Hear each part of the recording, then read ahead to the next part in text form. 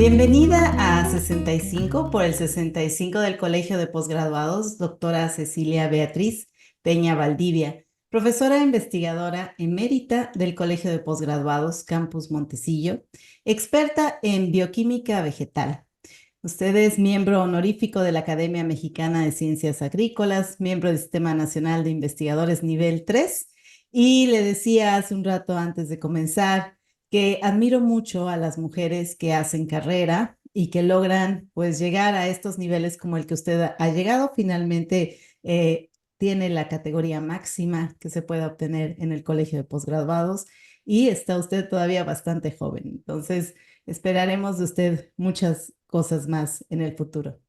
Y me gustaría empezar, doctora, preguntándole, bueno, ¿cuál es la línea de investigación en la cual usted ha hecho más contribuciones científicas y por qué elegir esa línea de investigación?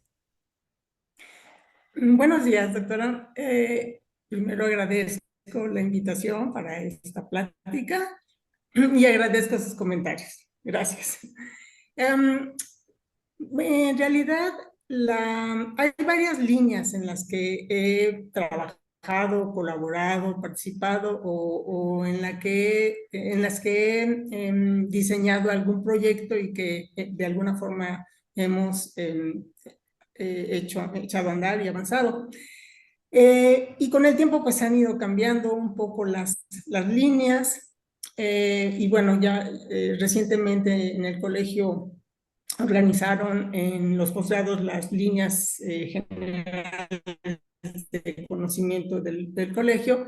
Y bueno, específicamente en este momento el nombre de la línea en la que participo en botánica, también participo en fisiología vegetal, es cambio climático, estrés en plantas y mitigación. Entonces, en esta línea incluimos diversos proyectos que tienen de alguna manera relación con este efecto del cambio climático que actualmente nos está pues, preocupando a todos, no solamente a científicos o investigadores o estudiosos del tema. Yo creo que en ese momento ya nos está preocupando a todos en general. Bueno, y entonces en esa línea, algunos de estos proyectos van enfocados hacia el conocimiento del metabolismo de las plantas afectado por algunos de los factores del cambio climático. Principalmente, en nuestro caso, trabajamos con factores abióticos y de todos los que se han identificado como posibles factores de estrés, trabajamos principalmente o investigamos principalmente aspectos sobre déficit de humedad y temperaturas extremas. Incluimos frío y calor. Eso es a grandes rasgos lo que estamos trabajando actualmente. Y para estos estudios y el efecto de los factores, tenemos algunas plantas modelo o algunas especies modelo que hemos identificado como de interés porque podrían ser o muy sensibles a estos factores o más tolerantes. Y en todo esto también está involucrado el aspecto de la domesticación. Desde hace algunos años consideramos, y bueno, creo que muchos estudiosos sabemos que de alguna manera las plantas, específicamente en el caso de plantas, hablando de plantas, en su ambiente natural, pues han sobrevivido a lo largo de miles de años. Entonces toleran todos los factores en mayor o menor grado que son cambiantes y que son de alguna manera también estresantes en algún momento de la vida de la planta, en contraste con las plantas domesticadas que se desarrollan en ambientes controlados, parcialmente al menos, controlados por el hombre, obviamente. Entonces, podemos contrastar esos dos grandes grupos de plantas y como extremos y las que haya en medio, para saber cómo sucede todo este posible conjunto de características o cómo adquieren las plantas estas características para tolerar en cierto nivel pues los factores que generan estrés, aislados o combinados, porque otro problema interesante es que todos los factores generalmente no están aislados, sino que están presentes en mayor o en menor proporción como factores de estrés.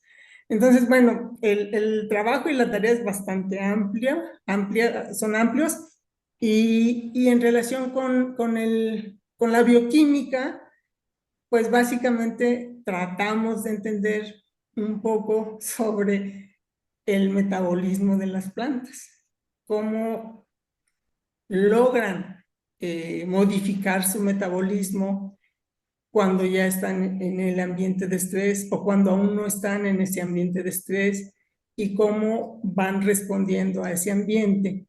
De esa forma, pues intentamos identificar pues algunos marcadores que nos ayuden a ver y a conocer cuáles plantas podrían en un momento dado ser pues las más tolerantes. Por ahí es más o menos por donde actualmente estamos estudiando algunas especies. Doctora, ¿alguna investigación que usted haya hecho que le gustaría compartirnos, que haya tenido a lo mejor impacto social? Bueno, hay varias investigaciones, por ejemplo, específicamente en esta línea del efecto de los factores abióticos. Estamos evaluando las temperaturas extremas en germinación de semillas diversas. Por ejemplo, en Chile, las semillas de Chile, hemos visto algunas características interesantes de materiales domesticados o cultivares que provienen de altitudes bajas y de mayores altitudes, y estamos viendo que responden diferente a las temperaturas altas, por ejemplo, más de 40 grados. Y esto podría ayudarnos a seleccionar cultivares de ciertas regiones que que es posible recomendar a los agricultores o a las personas que cultivan chile para las zonas en donde las temperaturas se han incrementado más de cierto nivel. Algo parecido sucede, por ejemplo, con maguey. También hemos estado utilizando semillas de maguey de diferentes regiones.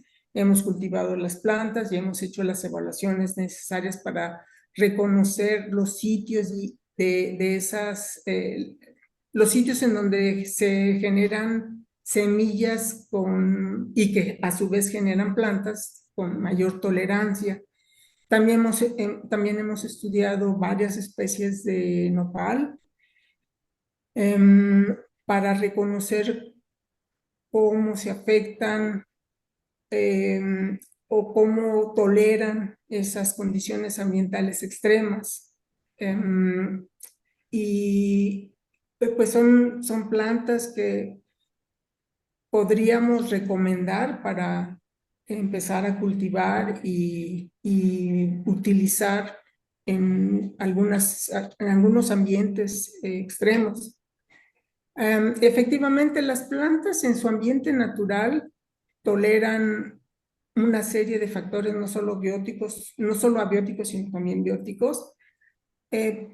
Y con este proceso de domesticación, que básicamente es una combinación de selección natural y selección por el hombre, se modifican y se hacen quizá menos tolerantes a ciertos factores, pero se han eliminado o se eliminan en ese proceso muchos componentes que definitivamente serían dañinos o son dañinos y tóxicos para los animales en general. Entonces sí, no es necesariamente un proceso negativo en el sentido de que las plantas ya son menos tolerantes, sino que pues es un proceso que nos ha permitido a la humanidad completa sobrevivir y subsistir, ¿verdad? En este sentido, doctora, una pregunta nada más. Cuando ustedes hacen esta selección de las plantas, ya lo hacen con herramientas de genómica, me imagino. Perdón, me faltó comentar esto de los marcadores. Estos marcadores a los que me refería pueden ser de diferente naturaleza. Pueden ser marcadores morfológicos, anatómicos, fisiológicos, bioquímicos y genéticos. Por ejemplo, es un carácter que nosotros identificamos como importante para que la planta, o no para, sino que utiliza la planta en respuesta o como reacción a cierta condición. Un ejemplo podría ser la síntesis y acumulación de más azúcares, que ahora se sabe son algunos de ellos moléculas que permiten a la planta tolerar ciertos factores. Entonces, ese sería un marcador bioquímico, por ejemplo, ¿no? O las enzimas que permiten la síntesis y acumulación de estas moléculas, podrían ser marcadores bioquímicos. Entonces, sí, pueden ser de diferentes tipos. Y esto, pues, es básicamente una clasificación que los especialistas hacen, pues, para conocer, estudiar las plantas y para describir todos los procesos. Entonces, en el nivel bioquímico puede haber marcadores diversos, desde moléculas de azúcares, de lípidos, de proteínas, enzimas o de alguna otra naturaleza. Entonces, hay diferentes tipos de marcadores y a los que nosotros nos enfocamos principalmente son a los marcadores bioquímicos. Y ahí es donde yo tengo la duda. Antes, cuando nosotros hablábamos de seleccionar plantas, pues pensábamos que pasaban muchos años para poder seleccionar una planta. Eh, ¿Esto que usted está haciendo hace que sea un proceso más rápido? ¿Es así? ¿Ese es el objetivo? ¿O sigue siendo sigue siendo un proceso lento, va de la mano? ¿O cómo funciona, doctora? Sí, en realidad, si nos referimos a la domesticación como ese gran evento en el que logramos tener una especie silvestre y una especie que dependa del ambiente en el que el hombre la cultive o la humanidad la cultive, sí hablamos de algo que actualmente no conocemos totalmente, no lo podemos describir totalmente y tenemos idea de que el evento o ese conjunto de cambios toma muchísimas generaciones, por lo tanto muchos años, muchos, cientos, miles de años. Sin embargo, como aún no conocemos el proceso completo, no sabemos realmente cómo sucede en su magnitud total.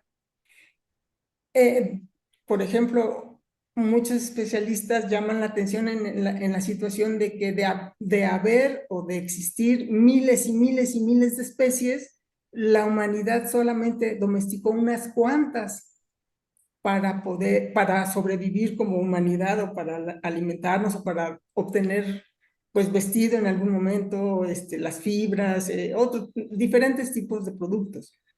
Entonces, estos eventos realmente sabemos que toman muchos, muchos años, muchas generaciones, pero quizá pueda ser un poco más rápido, podría abreviarse si es que lo conociéramos totalmente.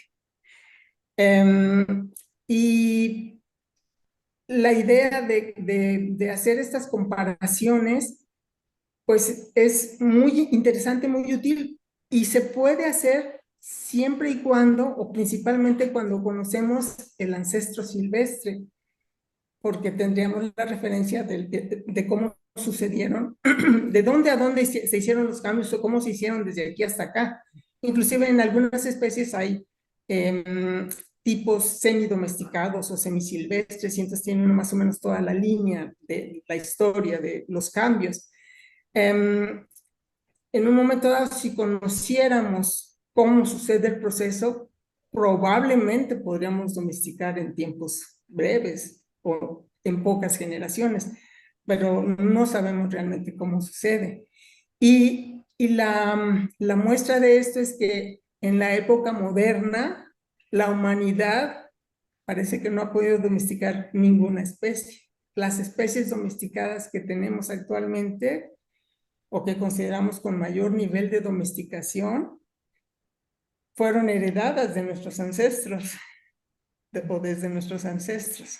Y algunos especialistas han identificado especies en proceso de domesticación en diferentes zonas y regiones específicas, pero para fines prácticos, los especialistas aseguran que la humanidad actual o moderna ha sido incapaz de domesticar una sola especie. Doctora, vamos llegando al final de nuestra entrevista y quería preguntarle, ¿algún nuevo proyecto donde usted vaya a estar colaborando o teniendo algún impacto que desee compartir con nosotros? Sí, en este momento hay una estudiante de doctorado, Claudia Reyes, que está desarrollando un proyecto en el que ahora combina factores de estrés como déficit de humedad y temperaturas altas en maíz y en nopal. Y ahí en este proyecto actualmente ya hizo la mayor parte de los ensayos y está identificando características muy interesantes de plantas como el nopal que nos van a ayudar a explicar cómo es esa respuesta de las plantas al estrés combinado. Y en el caso del maíz, porque de alguna forma tiene menor tolerancia a esas condiciones extremas. Muy interesante, doctora. Bueno, ¿en qué correo la pueden encontrar o cómo la pueden contactar, doctora? Mi correo es cecilia@colpos.mx y me pueden contactar en el programa de posgrado en botánica en Montecillos, en el Colegio de Posgraduados. Por ahí estamos pues la mayor parte del tiempo. Y en el laboratorio de biofísica del mismo posgrado y en la oficina 207, por ahí andamos. Muy bien, pues ha sido un placer, doctora, tenerla por acá y yo siempre aprendo mucho de ustedes, me ayudan a repensar el mundo, yo creo que igual que todos los que escuchamos estas entrevistas. Y como decimos por aquí, somos orgullosamente Colpos y nuestro compromiso es con México. Muchas gracias, doctora. A usted. Gracias. Adiós. Adiós.